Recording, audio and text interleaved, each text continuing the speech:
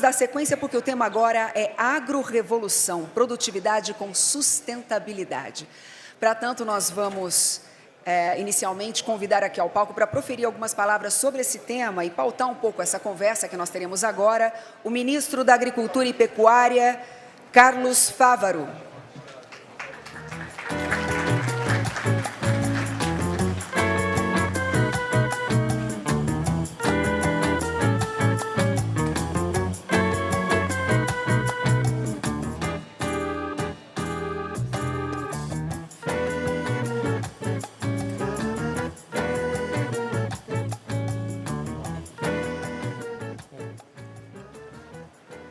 Boa tarde, senhoras e senhores. Queria, antes de mais nada, agradecer o convite do nosso presidente da Apex, Jorge Viana, toda a sua equipe. Como disse, estamos peregrinando o mundo juntos a pedido do presidente Lula, que cumpre esse papel de restabelecer as boas relações diplomáticas brasileiras, as relações de amizade reestabelecidas do Brasil com o mundo, também o Ministério das Relações Exteriores, toda a equipe do Ministério das Relações Exteriores, está sendo coordenada muito bem pelo ministro Mauro Vieira, toda a sua equipe, estão dando um suporte gigante, especial, não diferente, nosso vice-presidente, Geraldo Alckmin, a equipe toda do Ministério de Desenvolvimento, Indústria e Comércio, faz com que este avanço, esta dedicação, esta peregrinação do presidente Lula nesses 10 meses se torne também e gere boas relações comerciais, boas oportunidades aos nossos parceiros, aos países amigos e aos empresários desses países. Como diz o presidente, a boa relação comercial ela tem que ser de mão dupla. Em nenhum momento, estou aqui trazendo um testemunho, em nenhum momento ele deixa de lembrar. Fávaro está saindo nessa missão, lembre-se que o Brasil não só quer vender, quer comprar também. O Brasil também quer gerar oportunidades aos nossos países amigos. É importante que essa mensagem chegue também aos países amigos. Cumprimentar a presidente da Corp Life, a Emily Hess, também queria aproveitar e cumprimentar da Corp Life também da Rede de Sustentabilidade da Bayer, a Carolina Graça, o Juliano Foscarini, que vai fazer parte deste painel conosco, a Silva Machurá, a nossa presidente da Embrapa, que viveu um momento especial, assumindo agora a Embrapa nos seus 50 anos, e uma missão importante dada pelo presidente Lula para olhar os próximos 50 anos. O Carlos Augustin, que é presidente do Conselho da Embrapa, estão trabalhando com afinco a isso, para que a Embrapa continue cumprindo esse seu papel de levar novas tecnologias e formas de produzir. Bom, rapidamente eu quero trazer uma mensagem importante. Eu sei que aqui é falado de tantas oportunidades, de tantas opções que temos aos investidores no Brasil neste momento de reconexão, como já disse. No que tange ao Ministério da Agricultura, alguns pontos são importantes trazer-lhes a vocês. Primeiro, o nosso compromisso com a produção sustentável, o nosso compromisso com o meio ambiente, a nossa relação indestrutível com o Ministério do Meio Ambiente. E alguns costumavam dizer que essa relação era antagônica. De forma alguma é antagônica, ao contrário. Eu digo sempre que o Brasil passou, nesses 50 anos, de importador de alimentos a um grande provedor de alimentos nos últimos 50 anos, porque tem bons ativos. Podia dizer que parte desses ativos importantes, e um dos mais valorosos, é gente vocacionada, homens e mulheres que conhece a lida da terra, que conhece a lida no campo, que tem vocação a lidar com a terra e por isso produzem tanto. Esse é um grande ativo brasileiro. Eu podia dizer também que um dos maiores ativos são a adoção de tecnologias de ponta, e aí de novo a Embrapa tem um papel fundamental, mas também a iniciativa privada, as grandes companhias estão abertas e fazem um grande trabalho de desenvolvimento de tecnologias para a produção brasileira. É um grande ativo brasileiro esse. E podia dizer que os equipamentos, as máquinas utilizadas, uma agropecuária altamente tecnificada, e este é um grande ativo brasileiro também, não tenho dúvida disso. Mas nenhum desses grandes ativos são maiores do que o maior de todos, ativo, que é clima. De nada adianta nós termos gente vocacionada, terras produtivas, homens e mulheres que sabem lidar com a terra e têm tecnologia disponível, equipamentos e máquinas, se nós vivêssemos num deserto, se nós não tivéssemos chuva e sol na hora certa, no lugar certo. Portanto, esta é a tônica que nós temos que levar com muita tranquilidade. O Brasil vai intensificar a sua produção de alimentos. Nós que incorporamos 40 milhões de hectares ao sistema produtivo nos últimos 50 anos, incorporamos 140% a mais de área produtiva em 50 anos, temos o principal orgulho é de que isso foi feito com a adoção de ótimas tecnologias que permitiram o crescimento da nossa produção e nossa produtividade incorporar 580%. E vamos incorporar agora outros 40 milhões de hectares, com duas diferenças básicas. Primeira, não o faremos sobre a floresta, não o faremos na base do desmatamento, ao contrário, este ativo brasileiro, as nossas florestas, é a garantia de que o clima estável garante o sucesso da nossa produção.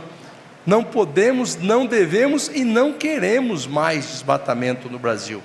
Esse é um ativo importante e não é porque os outros precisam dizer para o Brasil que tem que ter esse ativo, é porque nós temos a consciência. A própria ministra Marina Silva disse agora, recente, num evento aqui do lado, da ABIOV, Associação Brasileira da Indústria de Óleo e Vegetais, que menos de 2% dos nossos produtores ainda insistem em não ter boas práticas de sustentabilidade. A esse só resta o comando e controle, os rigores da lei, as punições previstas na legislação brasileira. Não precisa ninguém nos impor essas restrições. Mas aos outros o incentivo, a oportunidade é a imensa maioria daqueles que querem fazer a sua agricultura com sustentabilidade. E o segundo grande ponto deste programa de incremento de mais 40 milhões de hectares ao sistema produtivo é que, de novo, ele não precisa fazer sobre a floresta. O faremos sobre áreas de pastagens degradadas, áreas que estão no sistema produtivo já antropizada, mas que não rendem aquilo que poderiam render, mas têm um bom perfil. Dos 160 milhões de hectares de pastagens brasileiras, algo em torno de 30 milhões são pastagens de ótima qualidade, que têm um bom manejo.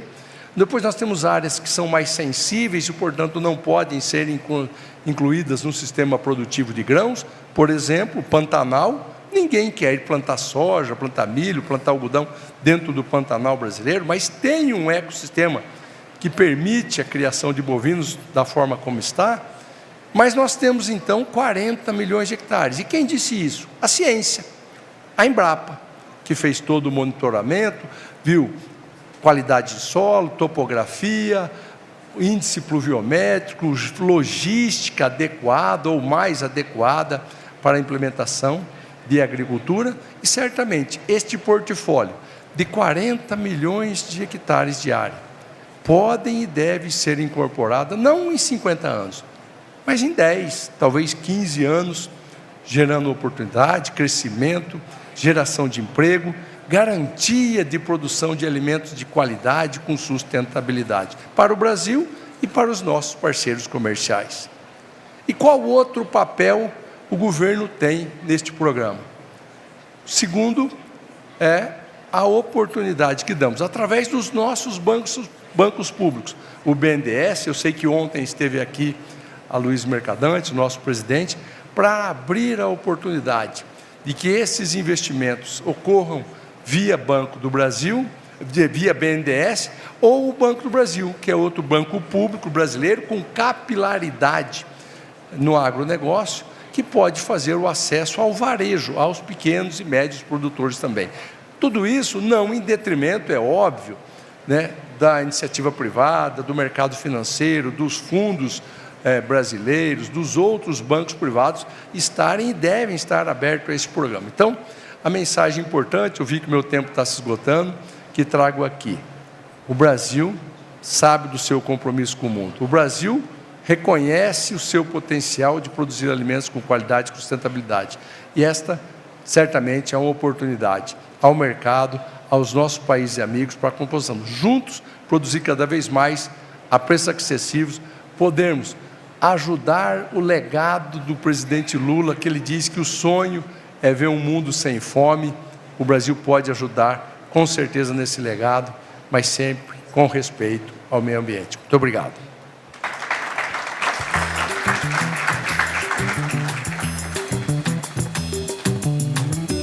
Muito bem.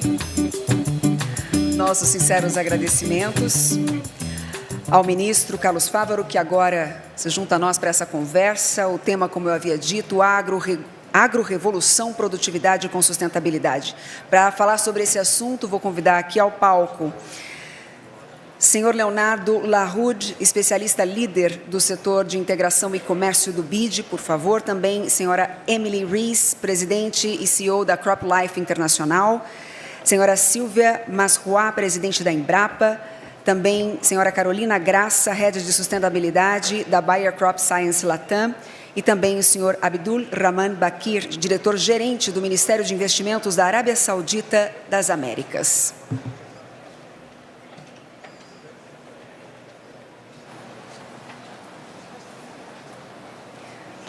Muito bem, com a palavra, então, o moderador.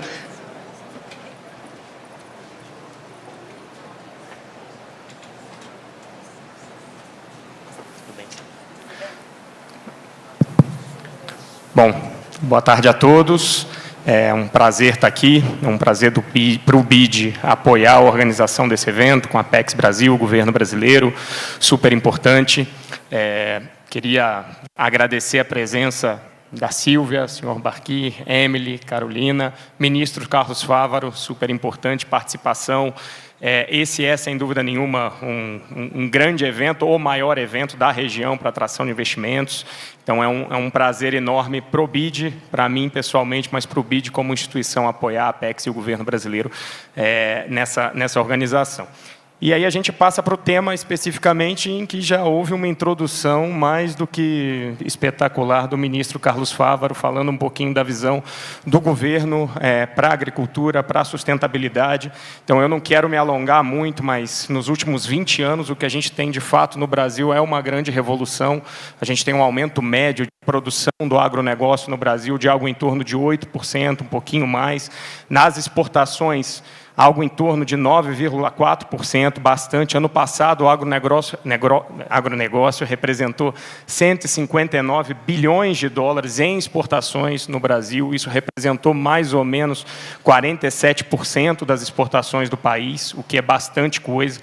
Isso se deve, obviamente, a diversos fatores. A gente tem, óbvio, claro, a questão do consumo aumentando internacionalmente, maior demanda. A gente tem a expansão... Alô? A gente tem a expansão da fronteira agrícola, que é um elemento bastante relevante também, e que nos traz a questão ambiental, que vai ser discutida e que o ministro já trouxe aqui na sua introdução. A gente tem um ponto que, para mim, desses todos é o fundamental: tecnologia, inovação, produtividade. E isso o Brasil de fato, campeão, é exemplo para o mundo inteiro. Mas a era pós-Covid nos traz dois desafios. A gente tem dois grandes desafios internacionalmente, pelo menos na visão do BID, mas que eu posso compartilhar com vocês. A primeira é a questão da segurança alimentar, efetivamente. A gente entende que o Brasil, o ministro já tocou nesse assunto, mas o Brasil é um player fundamental. Ele tem a capacidade, na nossa visão, tem a responsabilidade de alimentar o mundo, ele tem a capacidade de produzir mais, com mais tecnologia, com mais sustentabilidade. Isso nos traz o segundo ponto: como produzir com mais sustentabilidade. E, obviamente, que isso está linkado com tecnologia, obviamente que isso está linkado com investimento, obviamente que isso está linkado com boas políticas públicas. E é um pouquinho sobre isso que a gente vai falar. E aí eu queria só combinar com vocês a dinâmica. Eu começo com o ministro, 2 perguntas para a gente ter a visão de governo. Silvia, passamos para a Embrapa, super importante. Passamos para Emily e para a Carolina para falarem um pouquinho da visão do setor privado. E aí a gente tem uma visão internacional depois, um potencial investidor. O senhor Bakir fala um pouquinho para a gente de como a Arábia Saudita se posiciona, vê o Brasil, de que forma a gente pode eventualmente atrair mais investimentos para o país. Eu começo em português, faço a maior parte do painel em português. Na hora do senhor Bakir, eu faço as perguntas em inglês, mas eu mudo para o português depois para a gente fazer um encerramento. Tá bom? Pode ser assim? Todo mundo? Então, ótimo. E, só um momento, gente. Ministro, acho que o senhor já falou um pouquinho do governo do presidente Lula, quais são efetivamente as políticas que vêm sendo desenvolvidas, mas eu acho que esse é o momento para a gente escutar um pouquinho mais. O que o Ministério, o que o governo efetivamente está trazendo em termos de política, de que forma isso está alinhado com a agenda ambiental, com a agenda de sustentabilidade. Então, a gente queria entender um pouquinho como o governo trabalha, do ponto de vista de aumento de produção e de sustentabilidade também na agricultura. Bom, perfeitamente. Acho que passei um panorama um pouco geral disso, não entrei muito aos detalhes, mas a importância de, no Ministério da Agricultura, estar comprometido com a produção sustentável, mas sobre o viés da premiação. É papel do Ministério do Meio Ambiente o comando e controle, aquilo que disse, aqueles menos de 2% dos produtores, pseudoprodutores, que ainda insistem em não cumprir as suas obrigações legais para produzir, que ainda insistem em invadir terras públicas, que ainda insistem no desmatamento ilegal, que ainda insistem nas queimadas ilegais. São poucos, mas muito barulhentos. A esses só nos resta uma alternativa. No Ministério do Meio Ambiente, no Ministério da Justiça, aqui na frente, o comando e controle, a repressão a essas práticas, porque eles contaminam o todo. O grande desafio do Ministério da Agricultura, que me foi passado pelo presidente Lula, é reconectar o mundo e saber das boas práticas da imensa maioria. Porque o que ficou aparecendo nos últimos anos, que o Brasil era o Brasil do passa-boiada na produção. E não é. A imensa maioria sabe da sua responsabilidade com a legislação e assim fazem.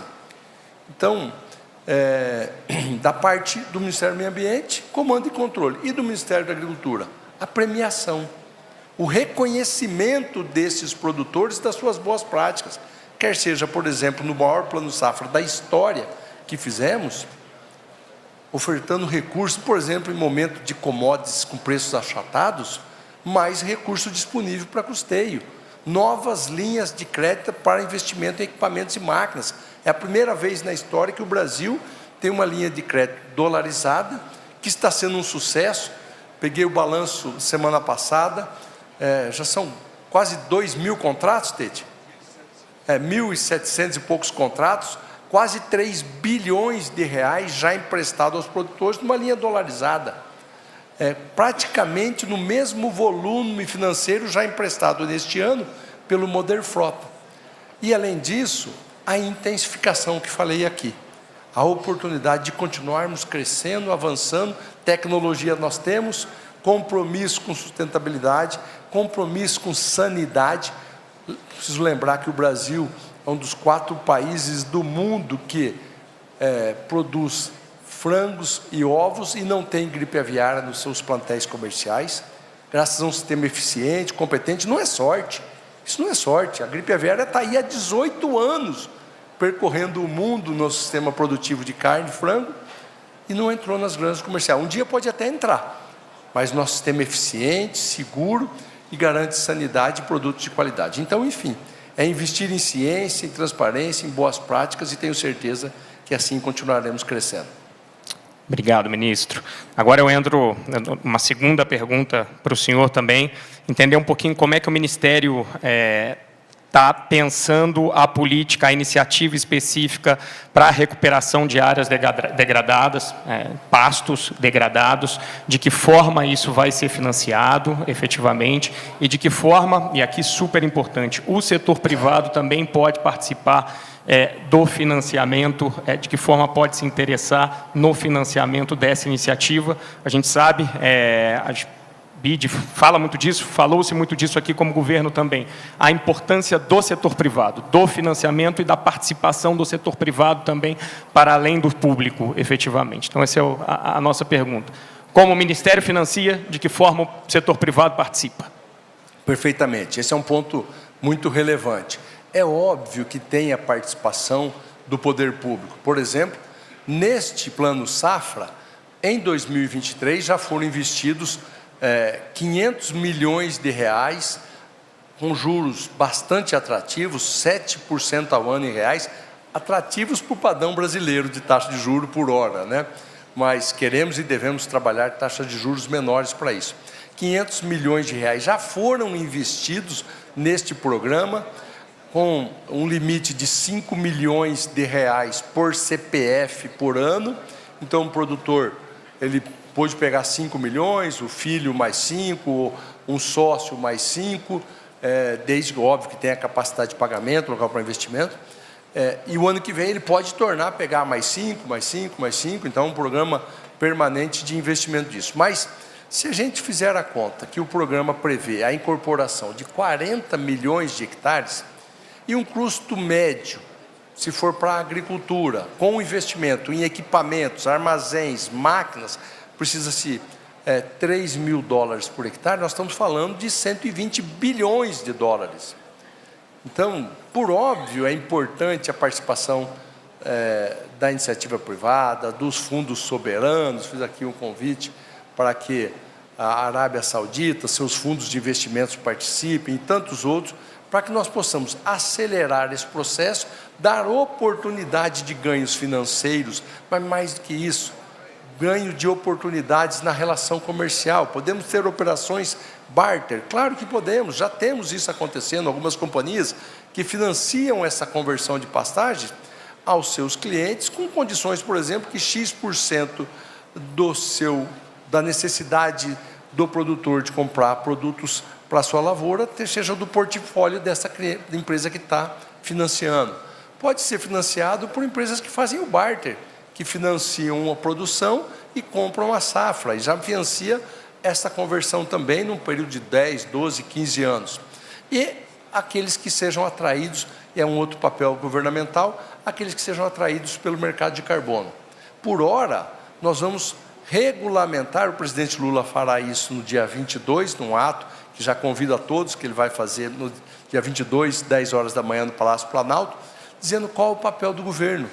A institucionalidade de boas práticas para que esse produtor faça, buscando a certificação e o mercado de carbono, que ainda não temos, mas temos as boas práticas. Isso a Embrapa cria a métrica tropical do mercado de carbono, isso é muito importante, validamos isso com o mercado e pode ser um atrativo de investidores também. Claríssimo, ministro. Obrigado. E agora eu passo para a Embrapa, Sílvia, nosso orgulho nacional, uma empresa fantástica, ativa e fundamental na agro-revolução que estamos falando aqui dos últimos anos no Brasil. E a gente fala um pouquinho de tecnologia agora também. A gente tem internet das coisas, a gente tem big data, a gente tem automatização, tem genética. Essas são algumas das tecnologias que vêm sendo utilizadas bastante nos últimos anos, investimento para aumentar a produtividade do agronegócio. Como a Embrapa vê isso como uma forma de promover, de fato, o aumento da produtividade e da produção no Brasil, e quais são os casos de sucesso que a gente pode citar aqui, com participação efetivamente da empresa também, e que a gente pode trazer para a nossa plateia para entender um pouquinho melhor do que a gente está falando efetivamente. Obrigada, Guilherme, pela oportunidade. Gostaria de cumprimentar aqui nosso ministro, Carlos Fávaro, todos os panelistas aqui, a Carol, a Emily, o Baquir, prazer estar aqui com vocês. Cumprimentar também o nosso presidente da Apex, Jorge Viana, que eu cumprimento a todos aqui presentes. Para a gente da Embrapa, como vocês comentaram, né, a Embrapa, e eu acho que um dos grandes segredos nesses 50 anos do Brasil, é justamente numa agricultura baseada em ciência e tecnologia. Esse é o diferencial. Muitas vezes a gente comenta que os Estados Unidos têm muito honra de falar da NASA, né? E o Brasil, quer dizer, a Embrapa, a gente se sente como a NASA brasileira, né?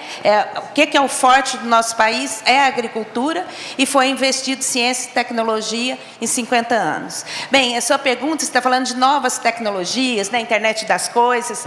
Eu acho que a gente poderia retomar aí um estudo que a McKinsey fez recentemente, em 2022, consultando aí, fazendo uma análise da agricultura global em vários países, onde está o Brasil, Estados Unidos, Canadá, Europa, e eles veem que na área de tecnologia agrícola, o Brasil lidera em 2 pontos: sustentabilidade, tecnologias de sustentabilidade, como o ministro comentou, e na área de agricultura de precisão e digital. Então, isso mostra que o Brasil está sempre à frente, já pensando nos temas, né?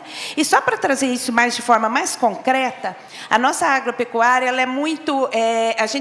Só para vocês terem ideia, eu sou pesquisadora da Embrapa há 34 anos. E, nesse período, desde que eu fiz o meu primeiro projeto na Embrapa, a gente tem que fazer análise do impacto ambiental, econômico e social em todas as tecnologias. Então, isso é um tema de sustentabilidade, e aí a gente vem desde o plantio direto, na recuperação de pastagens degradadas. Hoje se fala muito da parte de bioinsumos, né, produtos de base biológica.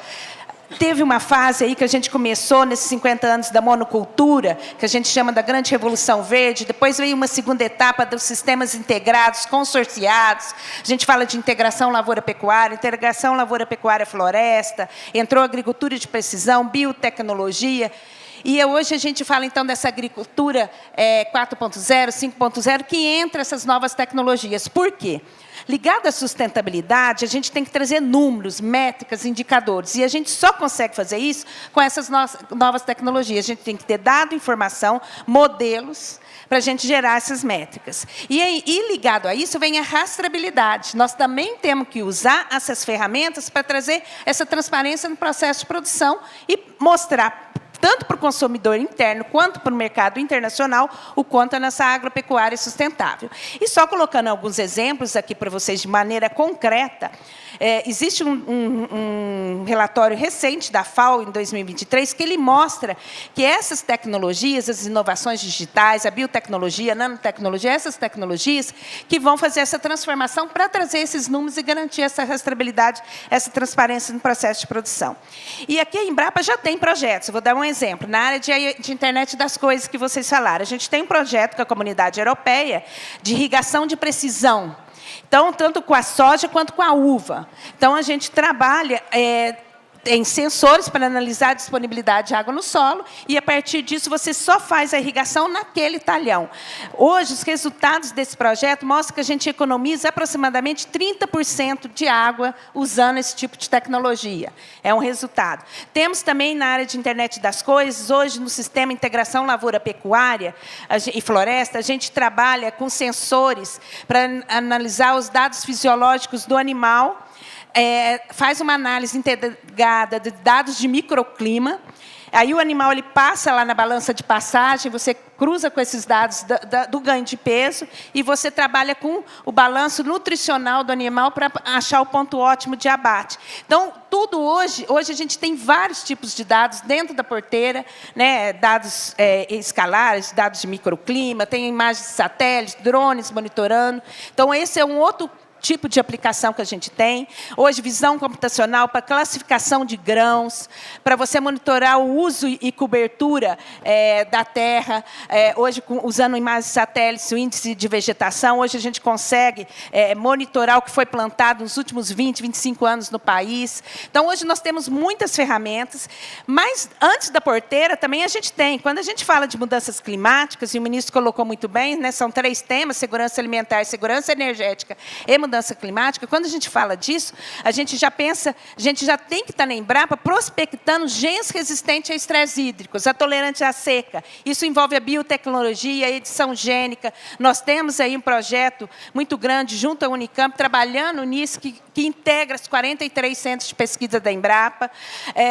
Então, nós temos dentro da porteira, antes da porteira, dentro da porteira, e quando a gente está falando que a gente já tem que planejar a nossa pós-produção, armazenamento, distribuição e logística, a gente tem projetos também na área de rastreabilidade, que você integra. Aí a gente tem um sistema que chama Sistema Brasileiro de Agrorastreabilidade, que ele integra desde você tem o QR Code, lá na gôndola do supermercado, você consegue rastrear desde lá do fornecedor de insumos. A gente tem um trabalho com cana, mas a gente já está trabalhando com arroz, feijão e soja também.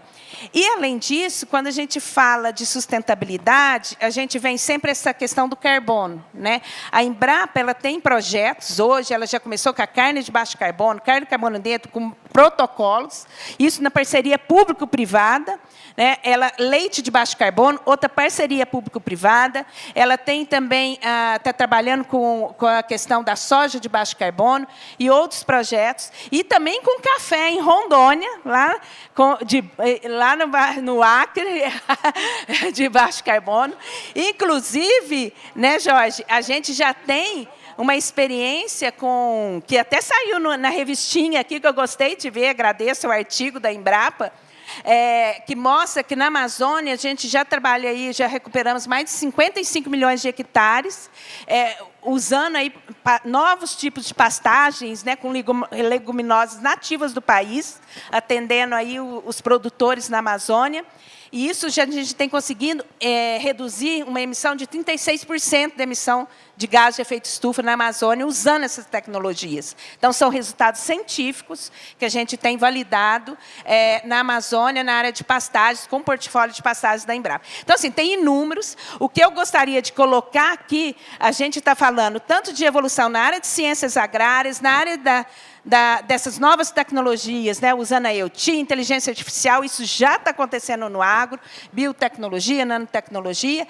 O nosso desafio é, primeiro, colocar isso, eu acho que comunicar e colocar esses dados e informações para o mundo todo entenderem melhor. Então, eu acho que a Embrapa tem um papel importante junto ao Ministério. E um outro desafio que a gente tem também é colocar isso à disponibilização na cooperação Sul-Sul, né, como na área de agricultura tropical, que a Embrapa tem plataformas para disponibilizar esses dados, informações. Então, a gente pode estar colocando isso disponível aí para também na cooperação Sul-Sul. Poucos exemplos, né? E de alguns eu esqueci um monte que vão ficar bravos comigo já. Mas alguns destaques, né? Inovação, ciência, tecnologia. Uma coisa muito importante, política pública baseada em evidência, fundamental, dados, resultados. Isso é incrível, é fantástico. E o resultado que isso traz? O resultado que a política pública baseada em evidência e em tecnologia traz para o país. Esse é o resultado que a gente tem com a atuação da Embrapa. Super interessante. E aí eu passo para mais uma pergunta. Como é que essa ciência da agricultura tropical e a rastreabilidade no âmbito das cadeias, né, de suprimentos do agronegócio, podem ser ferramentas, para combate ao desmatamento, efetivamente, e para o mapeamento das emissões de gases de efeito estufa e o impacto disso para o ambiente, né? Isso, eu comentei rapidamente, mas a Embrapa, por exemplo, a gente tem vários projetos na área de geotecnologias para monitoramento de uso e cobertura da terra. Então, a gente tem parcerias, por exemplo, um projeto que chama Terra Class, que trabalha em parceria com o INPE, o Instituto Nacional de Pesquisas Espaciais, onde a gente faz toda a classificação das áreas no país todo. Hoje nós temos para o bioma Amazônia e para o bioma Cerrado, mas a gente está trabalhando num projeto com o Ministério da Agricultura para fazer o Terra Class Brasil para todos os biomas do país, que é justamente para a gente mostrar como que isso tem sido trabalhado, quais as tecnologias que têm entrado no país para a gente produzir de maneira sustentável, né? Aumentar a produção e a produtividade.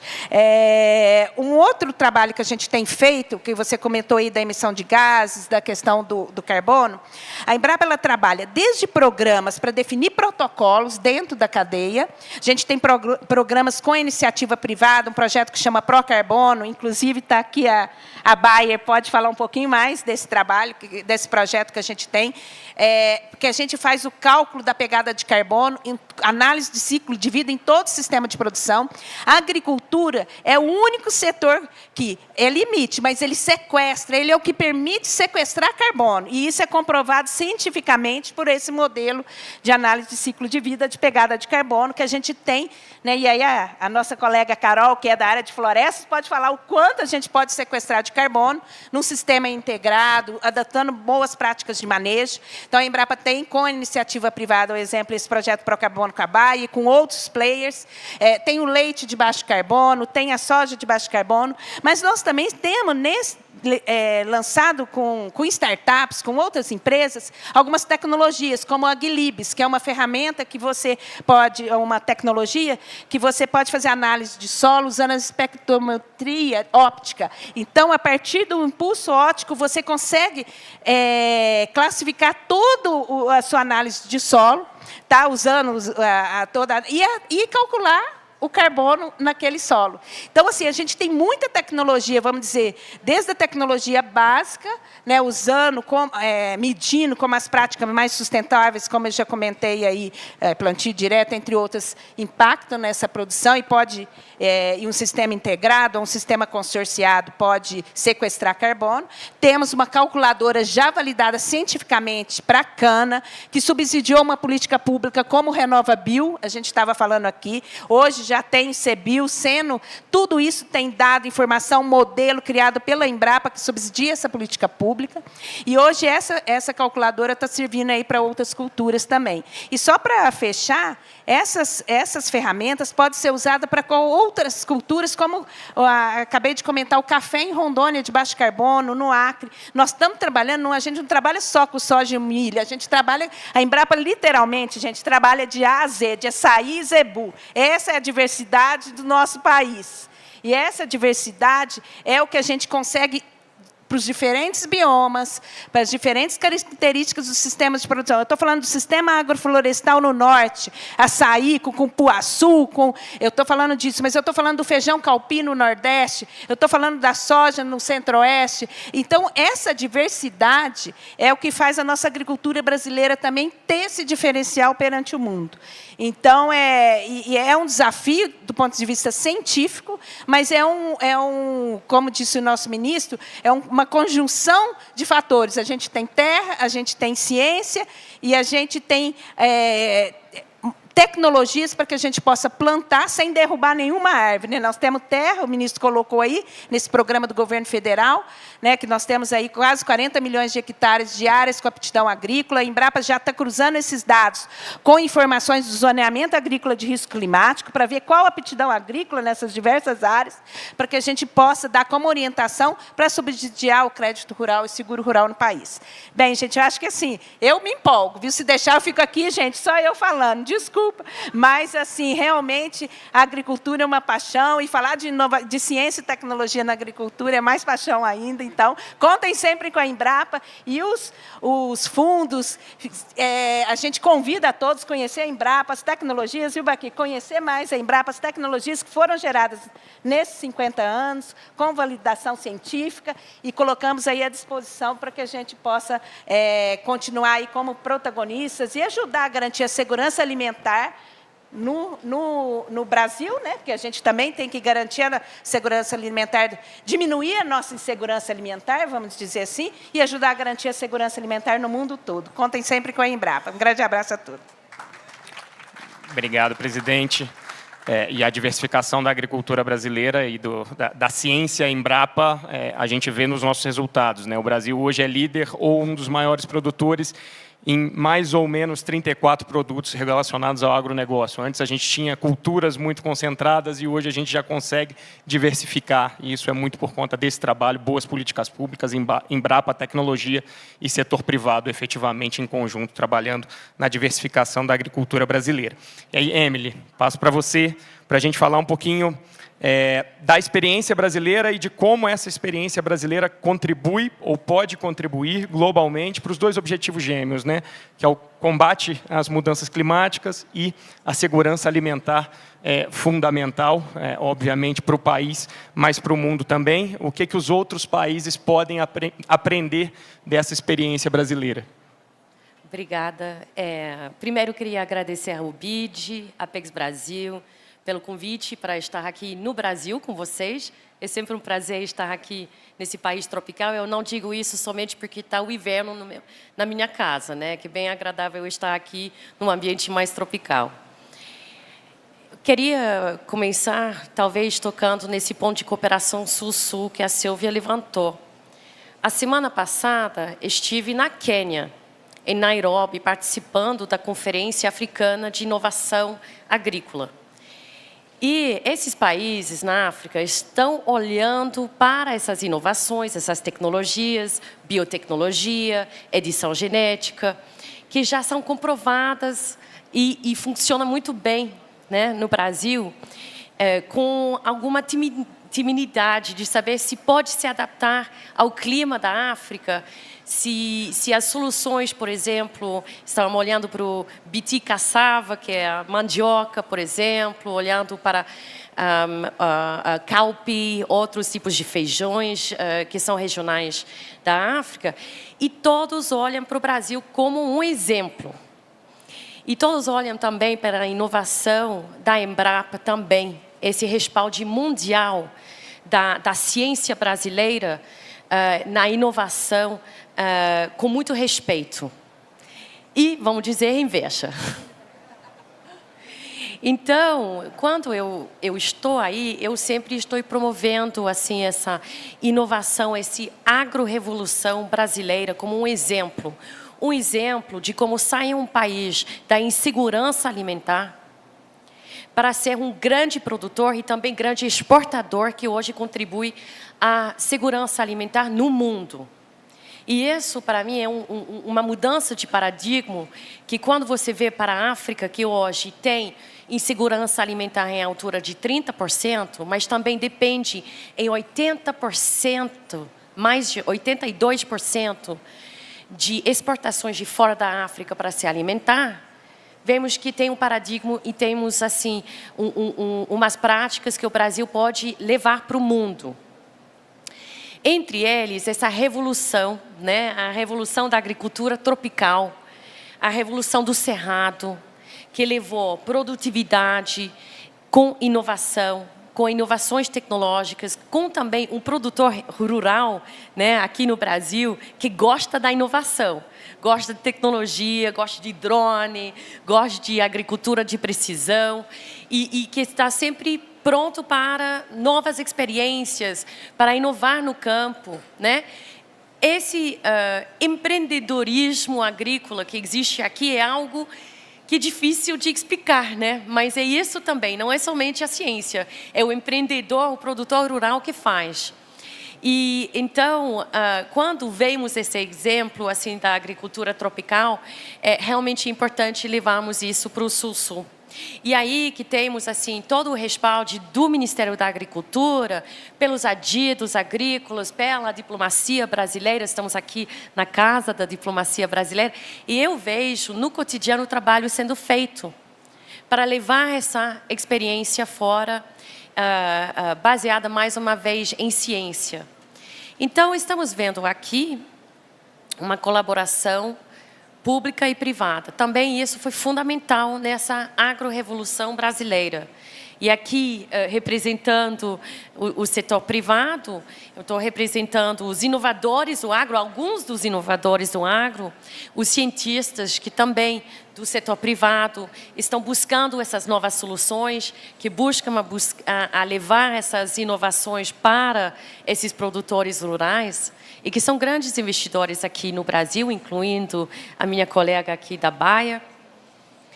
E aí, o que faz uma diferença é também termos um padrão regulatório forte. E o Brasil tem. Falamos agora, por exemplo, do Código Florestal, não somente, né, mas temos aqui regulamentações baseadas em ciência, com avaliações de impacto que fazem que podemos ter uma confiança no sistema regulatório brasileiro, né? E também que pode servir de exemplo para outros países. Com isso, também temos assim, oportunidades agora no Brasil para modernizar, né? E, em particular, penso aqui, eu tenho um ministro do meu lado, o projeto de lei de defensivos, que com 30 anos merece uma modernização aqui no Brasil para também trazer mais inovações, mais sustentabilidade, mais competitividade, mais produtividade no campo. E isso também mostra o Brasil que vai para frente, levando as soluções mais sustentáveis para o produtor rural. E, finalmente, assim, em relação a esse padrão regulatório, o que estamos vendo? É esse compromisso com ciência, compromisso com o meio ambiente, compromisso com proteção da biodiversidade, que faz que o Brasil tenha esse brilho mundial e que eu sempre represento com um exemplo quando eu estou aí em viagem no mundo. Obrigada. Obrigado, Emily. E agora uma pergunta específica de algo que me encanta muito, que é comércio. Comércio para o agro é fundamental, a gente sabe bem, o Brasil é um país bastante aberto no agronegócio e é um país que, por conta da produtividade da tecnologia, obviamente, acessa muitos mercados e pode acessar ainda mais. A gente tem, obviamente, acordo Mercosul-União Europeia em negociação, outros acordos importantes, Mercosul-Singapura, Mercosul-EFTA, enfim. Mas como é que o comércio e a atração de investimento privado, principalmente, podem, de fato, atuar, Emily, como mais um elemento para encorajamento do nosso agro e do nosso acesso ao mercado externo e para o aumento da produção no Brasil? De que forma você vê o comércio e investimento, e aí olhando para o mercado externo especificamente, como elementos fundamentais aqui no aumento da nossa produção e da nossa produtividade? Nos últimos anos, vimos assim uns acontecimentos de fragmentação, né, no comércio internacional, devido aos 3 fatores, os 3 C, né? Covid, a gente viu que isso também criou dificuldades logísticas mundiais, né? Disrupções, conflito, o impacto da guerra na Ucrânia também, mudando todo o comércio de grão de um dia para o outro, e clima. Não podemos agora esquecer do impacto do clima na fragmentação mundial de comércio, e clima como motivação de termos mais comércio, não menos. E por quê?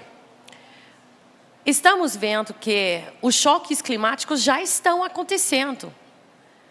Temos enchentes por um lado, secas por outro, e quem produz um dia tem que importar o outro.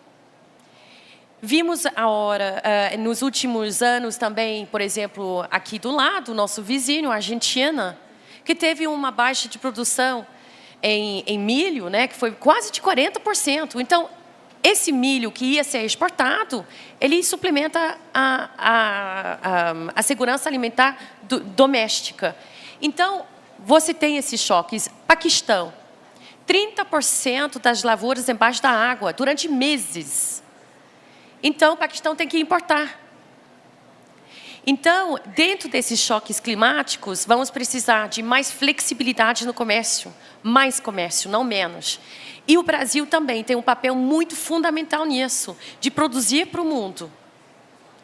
Mas também tomando todas as medidas para ter uma agricultura eficiente climaticamente, né? O Climate Smart Agricultura que falamos, eu sei que será caso assim, de falar também da questão de mitigação. Mas quando estamos olhando para comércio, já temos que pensar na adaptação climática e o papel, né, do comércio nisso. E aí tem vários pontos. Primeiro, temos que continuar trabalhando para derrubar as barreiras não tarifárias que afetam o comércio mundial agrícola. Eu estou falando dessas barreiras sanitárias e fitossanitárias, né, que afetam o comércio mundial de alimentos, afeta o produtor brasileiro no mundo, né? Essas essas exportações devem ser sempre baseadas na ciência, em padrões internacionais. Então, por isso que eu peço assim também o respaldo do Brasil em abraçar um comércio justo, baseado em regras internacionais e baseado na ciência, porque isso é para o bem de todos. É isso que permite o alimento continuar a alimentar e abastecer o mundo de forma fluida, em base de choques que vão vir. E segundo, você mencionou, acordos comerciais. Tem que estreitar as relações comerciais. Eu sei que o ministro que está voltando da Índia está fazendo esse trabalho de abrir mercados, de buscar esses novos mercados. Isso é tão importante, incluindo pelo trabalho dos negociadores aqui, os diplomatas brasileiros do Itamaraty, saúdo também o Mendique, que também trabalha todos os dias, né, para buscar esses acordos, incluindo com a União Europeia, e conseguir uma ratificação desses acordos, porque dentro desses acordos, não somente tem as cotas agrícolas, mas estamos nos baseando em regras que permitem flexibilizar o comércio de forma sustentável e para o crescimento do país. Obrigada. Tá bom, obrigado, Emily. Sobre o comércio, a gente podia ficar aqui pelo menos umas 3 horas conversando, mas o nosso tempo está curto. Eu vou fazer só uma pequena mudança no que a gente combinou no começo da apresentação. Eu ia fazer perguntas para a Carolina primeiro, vou mudar para o senhor Bakir primeiro, e aí eu vou mudar para o inglês, e depois, Carolina, a gente encerra com as perguntas sobre agricultura regenerativa, super importantes também. Aproveitar para fazer o link aqui de comércio, investimento e a Arábia Saudita. So now I'm switching to the English language. Mr. Bakir, it's a pleasure to have you here with us today. So what is Saudi Arabia's food security strategy? What role does Brazil play in that strategy, and how is sustainability considered within that food security strategy? Boa tarde. Excelente, very good Portuguese. Mais ou menos, I try. But first of all, muito obrigado, and I thank the Brazilian government, Apex, President Jorge Viana. Thank you so much for the great Brazilian Investment Forum. Sua Excelência. It's great to be with Sua Excelência Carlos here in this Brazilian Investment Forum, and hopefully in the next one we will have a higher representation from the Saudi private sector with us in the next year. When it comes to food strategy within Saudi, it really sits on the heart of the Vision 2030. Food security is a major objective of the vision. And if you can see the dynamic, what's happening in Saudi in terms of consumptions of top commodities, in the last 20 years, it more than doubled. And we just expect that consumption to grow, obviously. We're an importer country. Most of our top commodities are imported. One interesting dynamic that it's more worth mentioning, other than the population, because the population now of Saudi is 37 million. We're expecting to go to 50 to 60 million in 2030. Riyadh alone, the capital, is 7 million. We're expecting to double to 15 million. But when they allowed women to drive in 2018, I know this is here something might be silly, but in Saudi it changed dramatically the consumer behavior and the purchasing power of households. So when women started to drive in 2018, we witnessed a shift in the house unit from 1 to 2. Meaning higher purchasing power, meaning also a change in the consumer behavior when it comes to meals, eating. There was a higher demand for ready meals. So all of that, just another reason of why consumptions will keep growing. Now, when it comes to Brazil, of course, Brazil is the world's farm. So if you see the top commodities that Saudi import, the top 5, Brazil is amongst the number 1 or amongst the top 3 producer and exporter for all of the commodities that Saudi import. However, Brazil is the only country that's capable to export on a high amount compared to other countries. If you take soybeans, for example, Brazil export more than 80%. Second in the line will be just around the 65. So there is a big difference. Also in sugar, in soybeans, in poultry, and so on. Now, when it comes to the Ministry of Investment, what we've been doing in Brazil, We are looking at the whole value chain, so from production to warehousing to logistics to trading and to processing. We came here in July this year. We had around 100 entities from the Saudi private and public sector with capabilities in each of part of the value chain from both the private and the public sector to come and really be integrated within the market. We're not interested just to come on a one deal and leave. The idea is to come and be part of the whole value chain, to be a trading and a strong partner for Brazil. Finally, when it comes again to the food security, I have to emphasize that there is a lot of commonality within the land in Saudi and Brazil, although Brazil is much more greener. But there are some areas when it comes to desert technologies that can have some commonality within Saudi. So I really urge the Brazilian companies with those technology to come to Saudi and transfer their knowledge. And that's what we want to do also, what we've been doing, working closely with Apex on that. Thank you very much. But that's very interesting, the idea of being part and integrating, or being part of the supply chains and integrated to Brazil. That's very important for Brazil, of course, and this is something that the IDB, of course, support. And now, could you give us a brief explanation about the instruments, investment funds, financial support that Saudi Arabia has for international agribusiness companies? So one very important program is the Agriculture Investment Abroad, which is part of the Agri-Investment Development. So for the last 16 years or more, 60 years or more, it was only financing, giving loans for Saudi entities. However, in August of this year, only a couple of months ago, it changed and it opened for international entities. We already had some interest from Brazil when we were in the visit, and I can guarantee you this will be the most competitive interest rate in what's happening now in the world. So in a very, very low interest rate, it can go up to 12 years with $100 million of financing. There is short-term financing and long-term. So the long-term will tap into more the infrastructure, the supply chain, and so on. But in the short-term, it's just as simple as working capital or contracting for a farming. And the requirements are simple. The requirements are just to export 50% of that into Saudi. So that's the idea. But with offtake agreements, with the demand of Saudi, I can guarantee you even it will be more than 50%. So that's in terms of financing.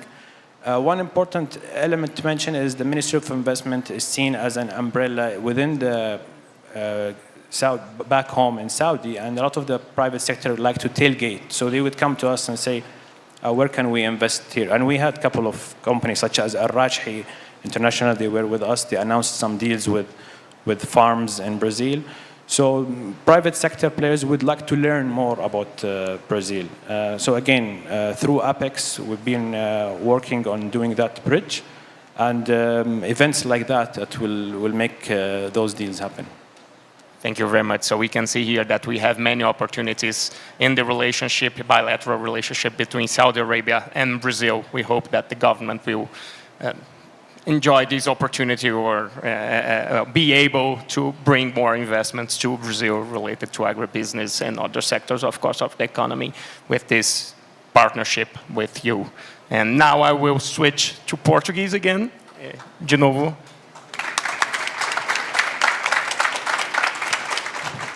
Obrigado, Carolina. Para a gente fechar com duas perguntas também e falar um pouquinho sobre algo que vem crescendo bastante nos últimos anos na agricultura regenerativa.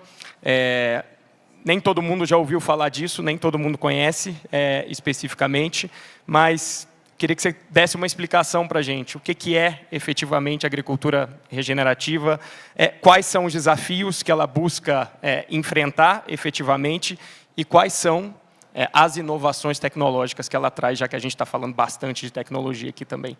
Tá, legal.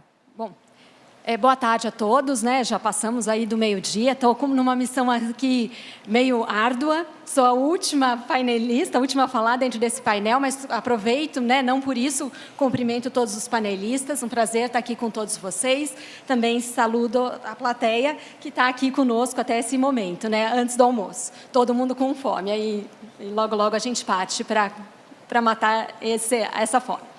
Bom, a gente falou bastante aqui nesse painel sobre agricultura sustentável. E essa é uma busca constante no setor agrícola, né? A gente está sempre buscando produzir mais com menos. E agora surgiu esse termo novo, agricultura regenerativa. Ele vem da agricultura responsável. A gente continua buscando produzir mais com menos.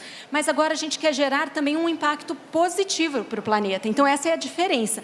Não basta a gente ter um impacto neutro. Ao contrário, a gente quer ter um impacto positivo. Então, regenerar a saúde do solo, regenerar a biodiversidade, regenerar os recursos hídricos e, com isso, também dar melhores condições de vida para o produtor, para as comunidades que estão vivendo ali. Então, é um conjunto de tecnologias e acho que é isso que é o grande mote da agricultura regenerativa, não é uma tecnologia, né? No passado, a gente viveu muito ondas, né? Ondas de inovação. Então, a Revolução Verde com os fertilizantes, depois a gente teve a onda do melhoramento genético, dos transgênicos e tudo mais.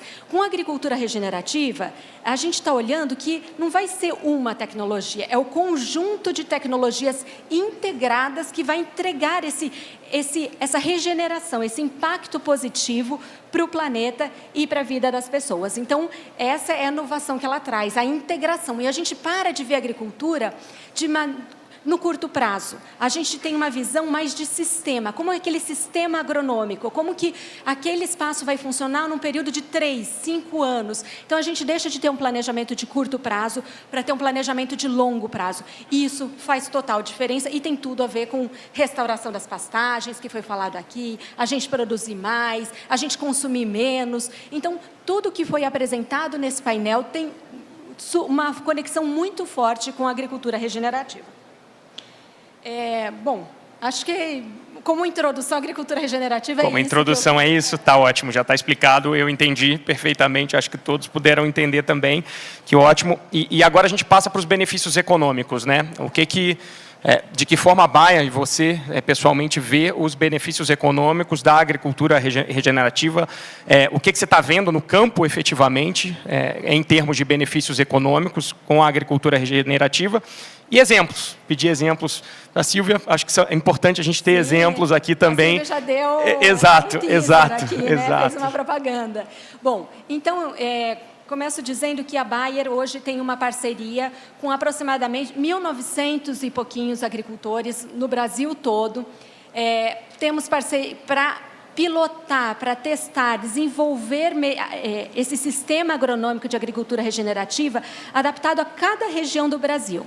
Além disso, nós temos parceria com a Embrapa, com outras 9 instituições de pesquisa, também para nos ajudar a desenvolver essa tecnologia e também a quantificação do carbono, a modelagem, porque essa é uma grande contribuição. De um lado, os produtores estão super interessados, né, em ter receitas a partir aí do carbono, e do outro, a gente sabe que é uma das grandes contribuições da agricultura, a gente criar esse estoque de carbono no solo. Então, junto com as instituições de pesquisa, a gente está desenvolvendo essa ciência para bem gerir o carbono dentro da agricultura.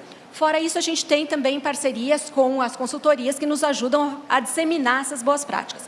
Então, com base nesse que nós chamamos nesse ecossistema, nós já temos alguns resultados aí para anunciar para vocês. Então, as práticas de agricultura regenerativa, resumir, 2.000 produtores aqui no Brasil, estão mostrando que nós somos capazes de aumentar a produtividade em pelo menos 10% na média. E, com isso, aumentando a produtividade, a gente também tem um aumento de lucratividade para os produtores. Até agora, esses resultados parciais estão mostrando que pelo menos 6% de aumento de produtividade, o que é fantástico, né? Então, a gente está aumentando a sustentabilidade e ainda trazendo um retorno financeiro para o produtor. Outros benefícios. melhor preparação desses produtores para a mudança climática, uma resiliência às mudanças climáticas que estão aí. Hoje, inclusive, saiu um artigo na mídia dizendo que 70% dos produtores brasileiros já sentem os efeitos da mudança climática. Então, a gente precisa prepará-los para passar, já que a gente não consegue evitar, mas a gente pode prepará-los para passar de uma forma mais resiliente para essas mudanças que estão aí. E também a questão de toda a gestão de risco nessa propriedade que vem. Não é só o risco climático, mas o risco, né, da gente ter esses investimentos, uma produtividade estável. Então, são todos esses ganhos que trazem benefício para o produtor. E, como eu já disse, não só para o produtor, para a sociedade como um todo. Fora esse programa que se chama Procarbono, né? Então, agora dando o nome, que é como a Silvia anunciou, esse programa se chama Procarbono. A Bayer também desenvolveu uma plataforma, porque todas essas informações que eu estou passando aqui para vocês, elas têm valor se a gente puder transmitir ao longo da cadeia. Ela não pode ficar só para o produtor, ou só para a Bayer, ou só para os parceiros de pesquisa. Então, a gente desenvolveu uma plataforma onde essas informações estão compiladas e disponíveis para o próximo elo da cadeia. E assim a gente vai levando essa informação até o consumidor final. Porque a gente sabe que o consumidor quer saber o que ele está consumindo. Então, é uma plataforma tecnologia, né, tecnologia da informação, nesse caso, que nos permite fazer essa conexão lá do produtor com o consumidor. E esse programa dentro da Bayer, essa plataforma, se chama Procarbono Conecta. E, por último, eu queria mencionar um outro programa que nós temos também relacionado a carbono, que é o Procarbono Commodities, que aí a gente não está olhando para um talhão do produtor, a gente está olhando para a propriedade de um produtor como um todo e fazendo a conexão daquele produtor com o mercado, buscando valorizar aquela produção responsável do produtor.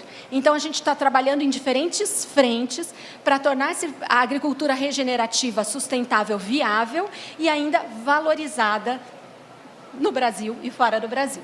Então, é isso. Super obrigado, Carolina.